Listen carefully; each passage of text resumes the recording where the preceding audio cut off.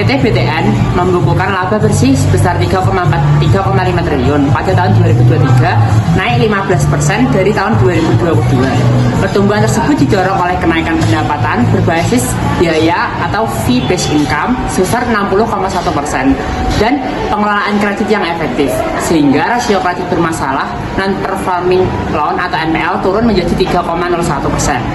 Total penyaluran kredit BTN mencapai 333,69 triliun, tumbuh 11% secara tahunan, dengan pertumbuhan signifikan pada kredit perumahan atau KPR, subsidi dan non-subsidi 123. Bank menargetkan rasio kecukupan modal atau CAR berada pada kisaran 19% hingga 20%. Nilai LDR atau loan to deposit ratio sebesar 95,36%. Berarti bank menggunakan 95,36% dari total simpanan yang diterima untuk memberikan pinjaman. Ini menunjukkan bahwa bank cukup agresif dalam artian, namun nilai ini juga mendekati 100% yang bisa menandakan rasio likuiditas. NIM atau net interest margin bank sebesar 3,75%, berarti bank tersebut memperoleh selisih bersih antara bunga yang diterima dari pinjaman dan bunga yang ditransmisi ke deposan sebesar 3,75% dari total aset yang menghasilkan bunga.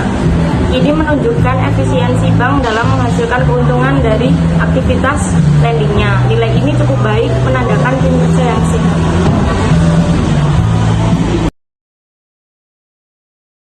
CIR atau cost to income ratio sebesar 45,26% pada Bank BTN menunjukkan bahwa total pendapatan operasional bank tersebut 45,26% digunakan untuk biaya operasional seperti biaya pegawai, pemasaran, pemeliharaan, dan lain-lain.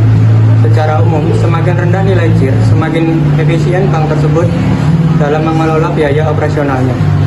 CIR sebesar 45,26% menandakan bahwa Bank BTN memiliki efisiensi yang baik karena nilai ini berada di bawah rata-rata industri perbankan yang umumnya berada di kisaran 50-60%. Semakin rendah angka CIR, semakin baik bagi bank karena lebih banyak pendapatan yang bisa dialokasikan untuk keuntungan atau investasi lain. Performing loan gross pada perusahaan PT Bank BTN yaitu sebesar 3,01%, menunjukkan bahwa angka tersebut dari total pinjaman bank adalah pinjaman yang tidak berperforman atau bermasalah. Hal ini menandakan adanya resiko terhadap kualitas aset bank dan dapat mempengaruhi profitabilitas serta likuiditasnya. NPL non-performing loan pada net atau rasio kredit bermasalah sebesar 1,32% pada bank umumnya dianggap cukup baik, tergantung pada konteks industri perbankan dan ekonomi secara umum. Di Indonesia, OJK menetapkan batas NPL yang sehat adalah di bawah 5%.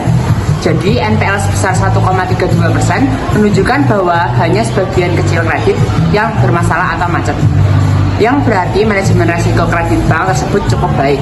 Namun, meskipun 1,32% tergolong rendah, perlu diingat juga tren NPL dari waktu ke waktu dan apakah angka tersebut stabil atau terus menurun. Selain itu, perbandingan dengan industri sejenis atau bank lain yang perlu dilakukan untuk menilai apakah angka ini sesuai